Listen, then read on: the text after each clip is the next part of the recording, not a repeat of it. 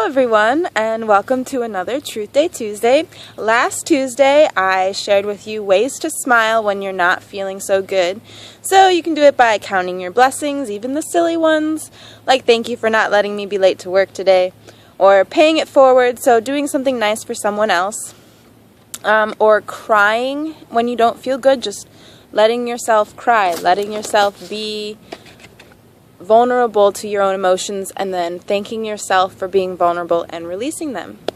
I also had an April Fool's joke, but not really, telling you that I believe in magical things such as fairies, things that might exist on other dimensions that you can't see with your naked eye, but sometimes come through energetically through your third eye. And that stepping into your power, and when doing that, triggers other people, and not being responsible for other people's triggers, not minimizing your own power just to make them feel comfortable. Now, respecting their space is something you should do and allow them to integrate this new information into themselves, but not being pushy about it. And then also I gave you an update about my yoga and meditation thing. I want to give you another one about yoga, that I was doing a hip stretch at one point during my yoga on my right side, and I had this wave of emotion run over me where I needed to cry. So I paused my yoga video and I allowed myself to cry. Your hips hold a lot of emotions. They hold a lot of your past relationship struggles. They hold a lot of, your body in general holds a lot of emotional energy. So when you stretch it out, you release those things, and you should give yourself time to release them. I did that, and then I got right back into it, and I got right back up and did some more yoga after I cried, of course. And then life is an adventure. These Truth Day Tuesday videos are going to be what's cataloging my adventure so far. So today's video is about how does one stay productive despite troubles in one's life. For example, when there's a death, when there's a breakup, or when you're having financial issues. Well, I'm a go-getter. I brush myself off after a hurt, and I get back in the game, and I don't give up.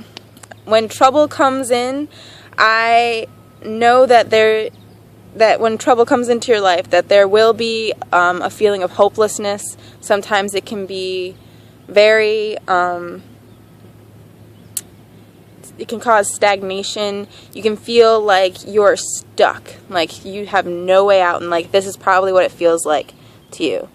Like this. Like someone has taken your vision and just tunneled it into this one little tunnel vision thing, and all you can see is the hopelessness and the depression, and that you have no idea what you're gonna do. I've been there. It can bring on a low energy cycle where you get up and you don't feel like getting up. You wake up in bed and you're like, why am I awake? Been there. So the truth is, you gotta look at your thoughts truthfully, to the fullest extension that you can go. You have to leave nothing out. You have to shed some light on all of those dark emotions that you're feeling. No matter what just happened, shed some light on that trouble and how you're perceiving it and how you're allowing yourself to react to it. And find the motivation to bust through the negative perceptions. Find that motivation, whatever it is. It could be for someone. It could be for your children. Like there was say my dad's father died a few years back, and he had to figure out a way to bust through all those negative perceptions and all those negative emotions that came on, because he had a family to take care of. And so he did it for us. Thanks, Dad. And you can do it for something, towards a goal. So, for instance, when I had my foot surgery, it brought on a lot of personal negativity towards myself, and I had to figure out a way to bust through it. I made a goal for myself. As soon as I was done with rehabilitating my foot, I was going to jump on yoga, So you got to make a goal for yourself. So how to stay productive during a death. I haven't had since I've hit puberty, I haven't had someone close to me die, so during this current mental maturity that I currently exist in right now, I haven't experienced a death. But what I can say is that when a death occurs and it's someone close to you, find ways to honor them. That will help you stay productive. Find ways to honor the dead. So it can be like creating a little shrine for them and lighting incense and praying with them every morning, like in the Japanese culture. Or it could be like in the American culture, we have a grave that we visit on the anniversary of their death or on their birthday or something, and you leave a gift for them. Other people scatter ashes. Other people write stories, songs, and they just do little things every day to stay productive, keep themselves moving in life, and to honor the dead, because you have to also respect the people who are mourning, because there's no such thing as a mourning period. Like, it can be as long as 2 weeks to 25 years. And you have to respect that that person will still be mourning over another person. So that's one way. You can create a goal to move towards. Say, I know that when a parent experiences their child's death, parents create goals. Some parents do fundraisers. Some parents do awareness-raising activities. Like if, say, the child died from a drug overdose, the parent will become very involved in DARE programs or something of that nature to, one, honor their child's death, but two, to keep being productive in society and to try and prevent such a death to happen again. Now, how to stay productive during a breakup or after a breakup. It's very different from a death because it is a loss, but that person still exists in the world, and you could possibly run into them again. And so that kind of loss is harder because when you run into that person face to face, you still have to deal with all the emotions. So remember to honor yourself and look at your joy. Don't get down on yourself. Don't say that you'll never love again. Don't say those things, because you want to call love into your reality again, because you are a being of love. You were created with the purpose to be loved. Anything else is a limitation. If it's like a bird was created to fly. If you clip their wings, it's a limitation. So don't clip your own wings. Spread them. Spread your wings. Try not to pity yourself. Go out there and do something for yourself. In my experience, I did things out of spite for that other person who broke up with me. I was like, fine. If that's how you feel about it, you know what? I'm going to show you the best parts of me and what you're missing out. You know, I'm going to go and I'm going to achieve those goals that you thought I wasn't going to achieve. And so you go out there with more vigor because you want to spite that person. But remember, it's you doing it. They might be the motivation, but you are the one with the power. So don't think that I'm doing this for you so you can see how much you hurt me. Like, that's where the energy is coming from, but you want to make sure that you take that energy, you transmute it into remembering how powerful you are. And you're like, wait a minute. Yeah, they did that to me and that hurt. But now I am more powerful. I'm stronger because of that. And I did all this. I volunteered for this group. I raised this much money. I accomplished this job, you know, and I got all of this, and it was because I did it. I have this power. And you're right, I don't need you. But thank you for teaching me all of those things that you did. So looking back and remembering that you can do it. And you don't need another person. Fully love yourself and trust in yourself. In my experience, on my journey, it's helped me a lot where I came from the motivation of I'm going to show you, and it turned into, wow, I showed myself what I really can do. Now, staying productive during financial issues. Please, please, please, please, please stay productive when you have financial issues. It's probably the most important thing. Do not become stagnant. In fact, the best thing you can do is probably pick up a hobby that would help you earn money. So when I was out of a job at one point last summer, I went on Craigslist, looked for sign spinning, and you guys all know that I hula hoop, right? So I go to this job and I say, so I can stand out there with a sign, but I can also hula hoop. And they were like, what? And I was like, yes, I can hula hoop. Will you pay me to hula hoop on the street for you? And they said yes.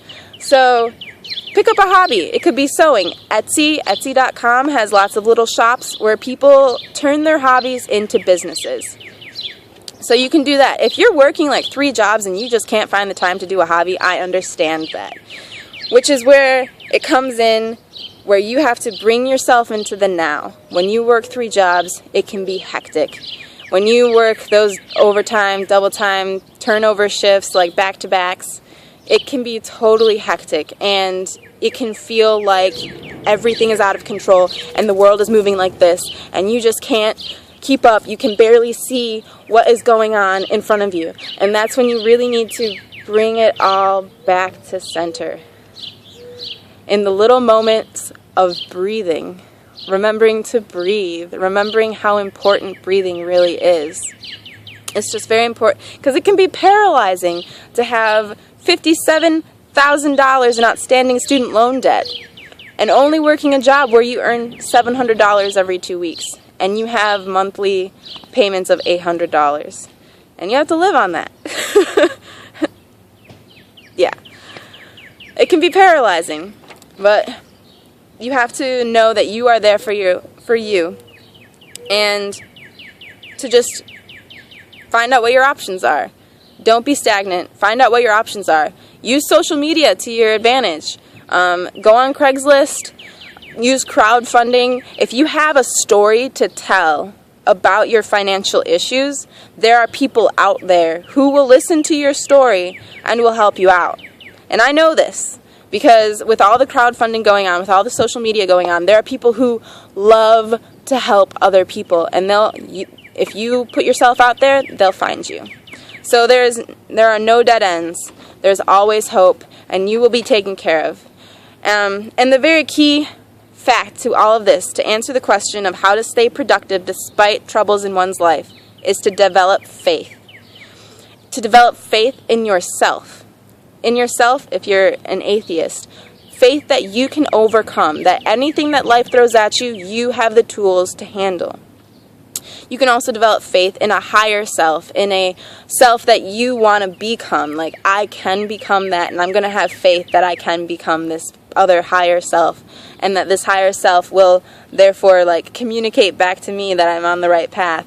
Or in a higher power, that God will take care of you, that God will show you the way, that angels will watch out for you, and that you will always have the tools within you. That's basically what I'm trying to say, is that no matter what life throws at you, you have the tools to accomplish that. You will never be given something harder than you can handle. It might feel like it at first, but you'll slowly realize, if you allow yourself to realize it, if you take off the blinders and allow yourself to realize that you are powerful.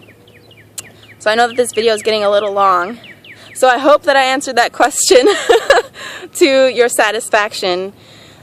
I have new business cards that I'm ordering. Also, you can check the links below to keep updated on what's going on in my life. I also updated my blog, so if you haven't visited my blog, go to readingthebreezy.blogspot.com. The link is down below, and you can check out some of my poems, my essays that I've written about psychology, and my short stories. So check that out if you want to. Alright guys, that's all I have for you today. Stay healthy, stay light, and don't give up the fight. Breezy out! Catch ya on the... So this is my backyard before I go. I just wanted to show you. Look at it, there's no snow. There's Pogo. And it's sunny. That's so incredible. Crazy, right? Thank you, Michigan, for a lovely April day. Mwah.